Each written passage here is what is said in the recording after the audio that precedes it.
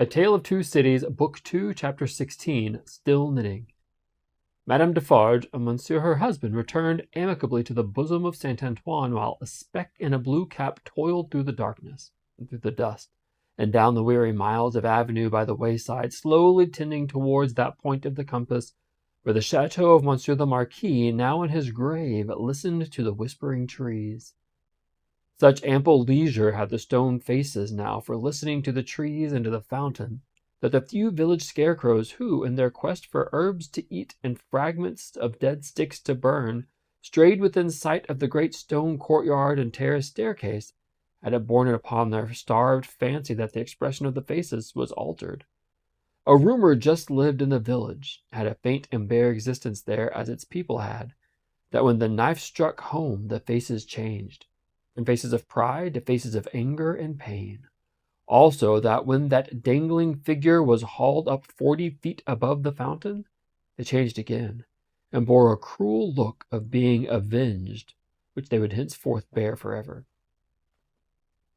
In the stone face over the great window of the bedchamber where the murder was done, 2 fine dents were pointed out in the sculptured nose, which everybody recognized and which nobody had seen of old. And on the scarce occasions when 2 or 3 ragged peasants emerged from the crowd to take a hurried peep at Monsieur the Marquis, petrified, a skinny finger would not have pointed to it for a minute before they all started away among the moss and leaves, like the more fortunate hares who could find a living there. Chateau and hut, stone face and dangling figure, the red stain on the stone floor, and the pure water in the village well, thousands of acres of land, a whole province of France, all France itself, lay under the night sky, concentrated into a faint hairbreadth line. So does a whole world with all its greatness and littleness lie in a twinkling star. And as mere human knowledge can split a ray of light and analyze the manner of its composition, so sublimer intelligences may read in the feeble shining of this earth of ours every thought and act, every vice and virtue of every responsible creature in it. The Defarges, husband and wife, came lumbering under the starlight in their public vehicle to that gate of Paris whereunto their journey naturally tended. There was the natural stoppage at the barrier guard-house, and the usual lanterns came glancing forth the usual examination and inquiry. Monsieur Defarge alighted, knowing 1 or 2 of the soldiery there and of the police. The latter he was intimate with and affectionately embraced. When Saint Antoine had again enfolded the Defarges in his dusky wings, and they, having finally alighted near the saint's boundaries, were picking their way on foot through the black mud and offal of the streets, Madame Defarge spoke to her husband. "Say then, my friend, what did Jacques of the police tell thee?" "Very little tonight, but all he knows. There is another spy commissioned for our quarter. There may be many more for all that he can say, but he knows of one." "Ah, well," said Madame Defarge, raising her eyebrows with a cool business air, "it is necessary to register him. How do they call that man?" "He is English." "So much the better. His name?" "Barsad," said Defarge, making it French by pronunciation, but he had been so careful as to get it accurately that he spelt it with perfect correctness. "Barsad," repeated Madame. "Good. Christian name?" "John." "John Barsad," repeated Madame, after murmuring it once for herself. "Good. His appearance, is it known?" "Age about 40 years, height about 5 feet 9, black hair, complexion dark, generally rather handsome visage, eyes dark, face thin, long and sallow, nose aquiline but not straight, having a peculiar inclination towards the left cheek, expression therefore sinister." "Ah, my faith! It is a portrait," said Madame, laughing. "He shall be registered tomorrow." They turned into the wine shop, which was closed, for it was midnight, and where Madame Defarge immediately took her post at her desk, counted the small moneys that had been taken during her absence, examined the stock, went through the entries in the book, made other entries of her own, checked the serving man in every possible way, and finally dismissed him to bed.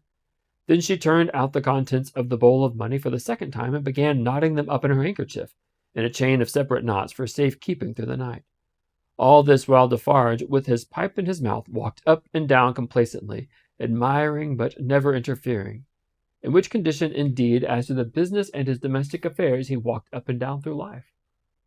The night was hot, and the shop, closed and shut, surrounded by so foul a neighborhood, was ill-smelling. Monsieur Defarge's olfactory sense was by no means delicate, but the stock of wine smelt much stronger than it ever tasted, and so did the stock of rum and brandy and aniseed. He whiffed the compound of scents away as he put down his smoke-out pipe. "You are fatigued," said Madame, raising her glance as she nodded her money. "There are only the usual odors." "I am tired," her husband had acknowledged. "You are a little depressed too," said Madame, whose eyes were quick, had never been so intent on the accounts. But they had a ray or two for him. "Oh, the men, the men!" "But my dear," began Defarge. "But my dear," repeated Madame, nodding firmly. "But my dear, you are faint of heart tonight, my dear." "Well then," said Defarge, as if a thought were wrung out of his breast, "it is a long time." "It is a long time," repeated his wife. "And when is it not a long time? Vengeance and retribution require a long time. It is the rule." "It does not take a long time to strike a man with lightning," said Defarge. "How long," demanded Madame composedly, "does it take to make and store the lightning? Tell me." Defarge raised his head thoughtfully, as if there were something in that, too. "It does not take a long time," said Madame, "for an earthquake to swallow a town." "Ah, well, tell me how long it takes to prepare the earthquake." "A long time, I suppose," said Defarge. "But when it is ready, it takes place and grinds to pieces everything in it. In the meantime, it is always preparing, though it is not seen or heard. That is your consolation. Keep it." She tied a knot with flashing eye, as if it throttled a foe. "I tell thee," she said, extending her right hand for emphasis, "that although it is a long time on the road, it is on the road and coming. I tell thee it never retreats and never stops. I tell thee it is always advancing. Look around and consider the lives of all the world that we know. Consider the faces of all the world that we know. Consider the rage and discontent to which the Jacquerie addresses itself with more and more of certainty every hour. Can such things last? Pah! I mock you." "My brave wife," returned Defarge, standing before her with his head a little bent and his hands clasped at his back like a docile and attentive pupil before his catechist, "I do not question all this, but it has lasted a long time, and it is possible, you know well, my wife, it is possible, that it may not come during our lives." "Ah, well, how then?" demanded Madame, tying another knot as if there were another enemy strangled. "Well," said Defarge, with a half-complaining and half-apologetic shrug, "we shall not see the triumph." "We shall have helped it," returned Madame, with her extended hand in a strong action. "Nothing that we do is done in vain. I believe with all my soul that we shall see the triumph. But even if not, even if I knew certainly not, show me the neck of an aristocrat and tyrant, and still I would—" Then Madame, with her teeth set, tied a very terrible knot indeed. "Hold!" cried Defarge, reddening a little as if he felt charged with cowardice. "I too, my dear, will stop at nothing." "Yes, but it is your weakness that you sometimes need to see your victim and your opportunity to sustain you. Sustain yourself without that. When the time comes, let loose a tiger and a devil. But wait for the time with the tiger and the devil chained, not shown, yet always ready." Madame Defarge enforced the conclusion of this piece of advice by striking her little counter with the chain of money as if she knocked its brains out, and then gathering the heavy handkerchief under her arm in a serene manner, and observing that it was time to go to bed. Next noontide saw the admirable woman in her usual place in the wine shop, knitting away assiduously. A rose lay beside her, and if she now and then glanced at the flower, it was with no infraction of her usual preoccupied air. There were a few customers, drinking or not drinking, standing or seated, sprinkled about. The day was very hot, and heaps of flies who were extending their inquisitive and adventurous perquisitions into all the gluttonous little glasses near Madame fell dead at the bottom. Their decease made no impression on the other flies out promenading, who looked at them in the coolest manner, as if they themselves were elephants or something as far removed, until they met the same fate. Curious to consider how heedless flies are. Perhaps they thought as much about court that sunny summer day. A figure entering at the door threw a shadow on Madame Defarge, which she felt to be a new one. She laid down her knitting and began to pin her rose in her headdress before she looked at the figure. It was curious. The moment Madame Defarge took up the rose, The customers stopped talking and began gradually to drop out of the wine shop. "Good day, madame," said the newcomer. "Good day, monsieur." She said it aloud, but added to herself as she resumed her knitting, "Good day. Age about 40, height about 5'9", black hair, generally rather handsome visage, complexion dark, eyes dark, thin, long, and sallow face, aquiline nose, but not straight, having a peculiar inclination towards the left cheek, which imparts a sinister expression. Good day, one and all. Have the goodness to give me a little glass of old cognac and a mouthful of cool, fresh water, madame." Madame complied with a polite air. "Marvelous cognac, this, madame." It was the first time it had ever been so complimented, and Madame Defarge knew enough of its antecedents to know better. She said, however, that the cognac was flattered, and took up her knitting. The visitor watched her fingers for a few moments, and took the opportunity of observing the place in general. "You knit with great skill, madame." "I am accustomed to it." "A pretty pattern, too." "You think so?" said madame, looking at him with a smile. "Decidedly. May one ask what it is for?" "Pastime," said madame, still looking at him with a smile, while her fingers moved nimbly. "Not for use?" "That depends. I may find a use for it one day. If I do, well," said madame, drawing a breath and nodding her head with a stern kind of coquetry, "I'll use it." It was remarkable, but the taste of Saint Antoine seemed to be decidedly opposed to a rose on the hedges of Madame Defarge. Two men had entered separately, and had been about to order a drink, when, catching a sight of that novelty, they faltered, made a pretense of looking about as if for some friend who was not there, and went away. Nor of those who had been there when this visitor entered was there one left. They had all dropped off. The spy had kept his eyes open, but had been able to detect no sign. They had lounged away in a poverty-stricken, purposeless, accidental manner, quite natural and unimpeachable. "John," thought madame, checking off the work as her fingers knitted, and her eyes looked at the stranger, "stay long enough, and I shall knit Marsade before you go." "You have a husband, madame?" "I have." "Children?" "No children." "Business seems bad?" "Business is very bad. The people are so poor." "Ah, the unfortunate, miserable people. So oppressed, too, as you say." "As you say," madame retorted, correcting him, and deftly knitting an extra something into his name that boded him no good. "Pardon me. Certainly it was I who said so, but you naturally think so, of course." "I think?" returned madame in a high voice. "I and my husband have enough to do to keep this wine shop open without thinking. All we think here is how to live. That is the subject we think of, and it gives us from morning to night enough to think about without embarrassing our heads concerning others. I think for others? No, no." The spy, who was there to pick up any crumbs he could find or make, did not allow his baffled state to express itself in his sinister face, but stood with an air of gossiping gallantry, leaning his elbow on Madame Defarge's little counter, and occasionally sipping his cognac. "A bad business this, madame, of Gaspard's execution. Ah, the poor Gaspard!" A sigh of great compassion. "My faith," returned madame coolly and lightly, "if people use knives for such purposes, they have to pay for it. He knew beforehand what the price of his luxury was. He has paid the price." "I believe," said the spy, dropping his soft voice to a tone that invited confidence, and expressing an injured revolutionary susceptibility in every muscle of his wicked face, "I believe there is much compassion and anger in this neighborhood touching the poor fellow. Between ourselves." "Is there?" asked madame vacantly. "Is there not?" "Here is my husband," said Madame Defarge. As the keeper of the wine shop entered at the door, the spy saluted him by touching his hat, and saying with an engaging smile, "Good day, Jacques." Defarge stopped short and stared at him.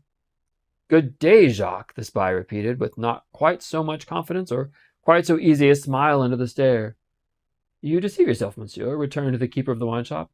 "You mistake me for another. That is not my name. I am Ernest Defarge." "It is all the same," said the spy, airily, but discomfited too. "Good day." "Good day," answered Defarge dryly. "I was saying to madame, with whom I had the pleasure of chatting when you entered, that they tell me there is, and no wonder, much sympathy and anger in Saint Antoine touching the unhappy fate of the poor Gaspard." "No one has told me so," said Defarge, shaking his head. "I know nothing of it." Having said it, he passed behind the little counter and stood with his hand on the back of his wife's chair, looking over that barrier at the person to whom they were both opposed, and whom either of them would have shot with the greatest satisfaction. The spy, well used to his business, did not change his unconscious attitude, but drained his little glass of cognac, took a sip of fresh water, and asked for another glass of cognac. Madame Defarge poured it out for him, took to her knitting again, and hummed a little song over it. "You seem to know this quarter well, that is to say, better than I do," observed Defarge. "Not at all, but I hope to know it better. I am so profoundly interested in its miserable inhabitants." "Ah," muttered Defarge. "The pleasure of conversing with you, Monsieur Defarge, recalls to me," pursued the spy, "that I have the honor of cherishing some interesting associations with your name." "Indeed," said Defarge, with much indifference. "Yes, indeed. When Dr. Manette was released, you, his old domestic, had the charge of him, I know. He was delivered to you. You see, I am informed of the circumstances." "Such is the fact, certainly," said Defarge. He had had it conveyed to him in an accidental touch of his wife's elbow as she knitted and warbled that he would do best to answer, but always with brevity. "It was to you," said the spy, "that his daughter came, and it was from your care that his daughter took him, accompanied by a neat brown monsieur. How is he called in a little wig? Lorry of the Bank of Tellson and Company, over to England?" "Such is the fact," repeated Defarge. "Very interesting remembrances," said the spy. "I have known Dr. Manette and his daughter in England." "Yes," said Defarge. "You don't hear much about them now," said the spy. "No," said Defarge. "In effect," Madame struck in, looking up from her work and her little song, "we never hear about them. We received the news of their safe arrival, and perhaps another letter, or perhaps two, but since then they have gradually taken their road in life, we ours, and we have held no correspondence." "Perfectly so, Madame," replied the spy. "She is going to be married." "Going?" echoed Madame.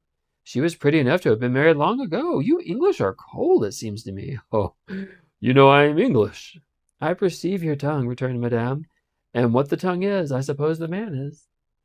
He did not take the identification as a compliment, but he made the best of it and turned it off with a laugh.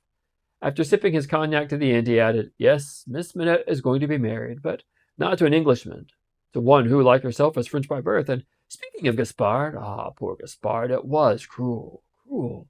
It is a curious thing that she is going to marry the nephew of Monsieur the Marquis, for whom Gaspard was exalted to that height of so many feet.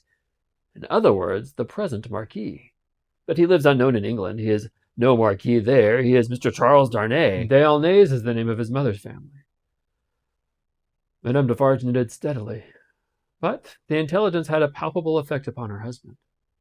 Do what you would behind the little counter as to the striking of a light and the striking of his pipe, he was troubled, and his hand was not trustworthy. The spy would have been no spy if he had failed to see it or to record it in his mind.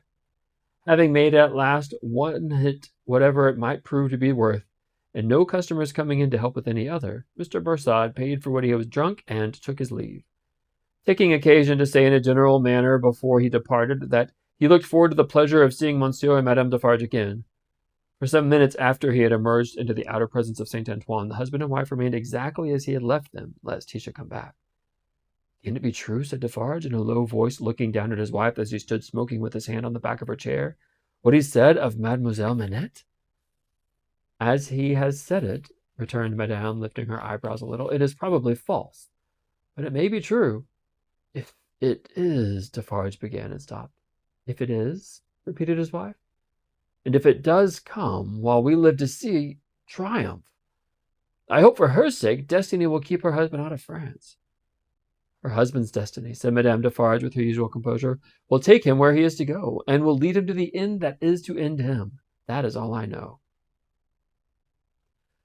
"But it is very strange, now at least, is it not very strange," said Defarge, rather pleading with his wife to induce her to admit it, "that after all our sympathy for Monsieur her father and herself, her husband's name should be prescribed under your hand at this moment, by the side of that infernal dog who has just left us?" "Stranger things than that will happen when it does come," answered his wife. "I have them both here of a certainty, and they are both here for their merits, and that is enough." She rolled up her knitting when she had said those words, and presently took the rose out of her handkerchief that was wound around her head.